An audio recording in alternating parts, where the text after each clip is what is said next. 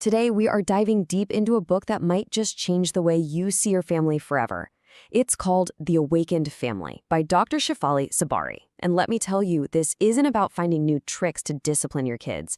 It's about a revolutionary idea that the key to a peaceful family isn't about changing your child at all, but about changing yourself.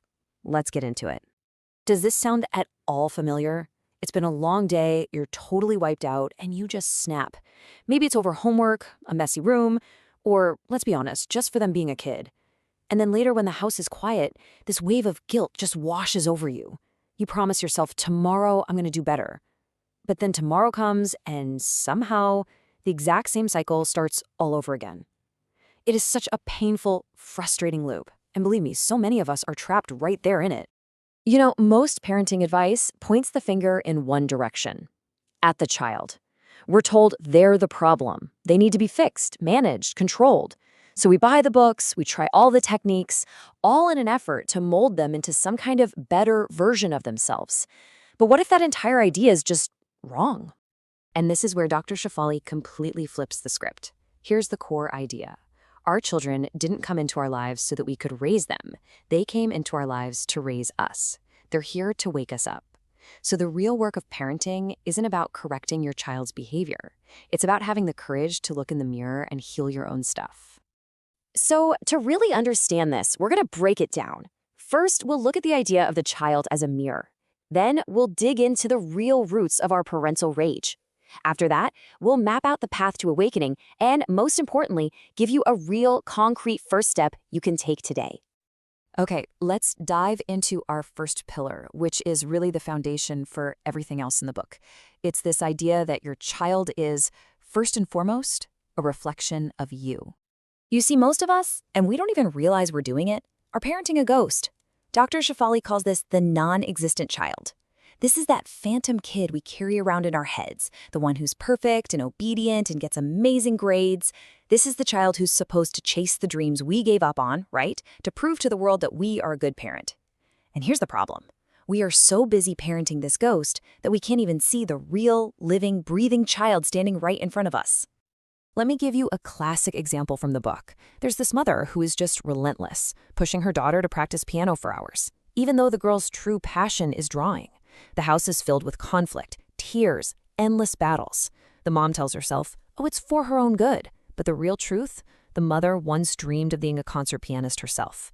She's not seeing her daughter's soul. She's trying to resurrect her own dead dream through her child. This really drives the point home. Our kids are not our personal art project for us to perfect. They are not our second chance at life. As Dr. Shefali says, they are mirrors. And what do they reflect back? All of our own anxieties, our own fears, and all of our own unfinished work. Let's make this super real for a second. Think back to the last time you got really, truly frustrated with your kid over homework. Was that intense 10 out of 10 anger really about one math problem? Or was it about something deeper? Was it a fear that their failure somehow makes you a failure? A fear that other people will judge you and think, wow, you can't even get your own kid to do their homework. See? The anger isn't about the math. It's about our ego. So if our child is the mirror, what exactly is it showing us? Where does that intense, way over-the-top anger actually come from? Well, this brings us to our second pillar. The answer is almost always hiding in our own past. When our kids' behavior triggers this explosive reaction in us, it's almost never about what's happening right now. On the surface, our brain is screaming, my child is being so disrespectful. But the real source? It's an old wound. It's our own unheard inner child from decades ago that's being activated. We think the problem is their behavior, but what's really happening is that our own past trauma is being poked. The book gives this incredibly powerful example. There's a mother who would just lose it.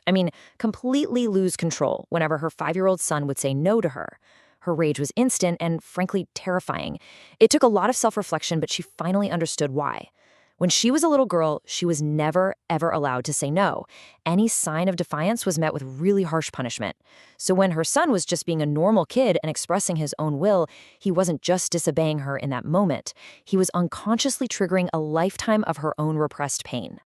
And this, right here, is the crucial, chilling point. This is exactly how trauma gets passed down from one generation to the next. We are often just running the emotional software we inherited from our own parents without even realizing it. And unless we become conscious of these patterns, unless we wake up, we are basically destined to pass those same wounds, those same fears, and that same pain right down to our own kids.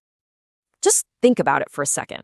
What words pop out of your mouth on autopilot when you're stressed? Phrases like, "I'm only doing this for your own good," or the classic, "Why can't you be more like so-and-so's kid?" Sound familiar?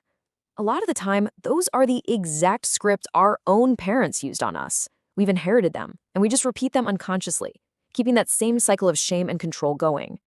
Okay, so if the problem is really our own unhealed past, what on earth is the solution? This brings us to our third and most hopeful pillar, the path of awakening. This is all about making a huge shift, away from a world of control and into one of real, authentic connection. Think of it this way. The old way of parenting is totally focused on control, demanding respect, constantly correcting behavior, trying to create this perfect child. The awakened way completely flips that. It's about earning connection by being a real, authentic, imperfect person yourself. The focus shifts from trying to fix your kid to trying to heal yourself. There's this wonderful story that just shows this shift in action.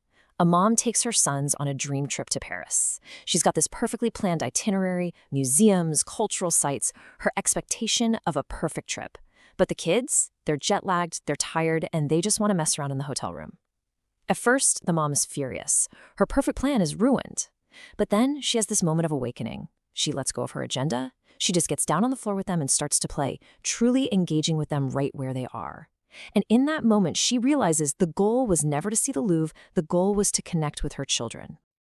Now, a lot of parents hear this and they get scared.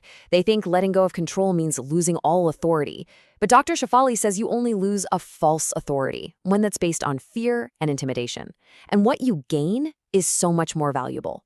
A real, authentic connection that's built on trust and mutual respect.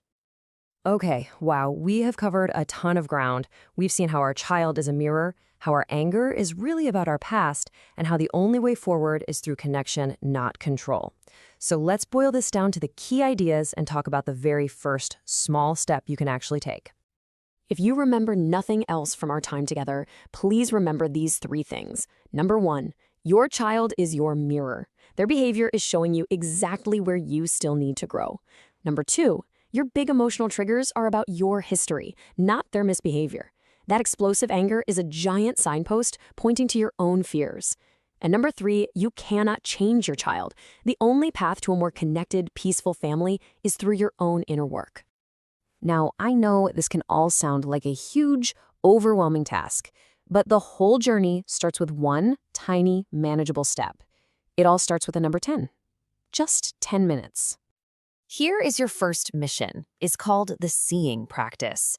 For just 10 minutes a day, I want you to try this. First, put your phone away, like in another room. Second, put away your entire agenda, your to-do list, your expectations, all of it. Third, and this is the hard part, do not use this time to teach, correct, or advise. Your only job for these 10 minutes is to be fully present, to truly see your child. Listen to what they're saying. Look them in the eye. Just feel what it's like to be with them. That's it. This simple act is the seed of real connection. So, when you boil it all down, the ultimate message of the awakened family is this. Your child didn't just randomly show up in your life. They are your greatest spiritual teacher, perfectly designed to show you everything inside you that still needs to heal. They came here to wake you up. So the only question left to ask is, are you brave enough to really face the person in the mirror?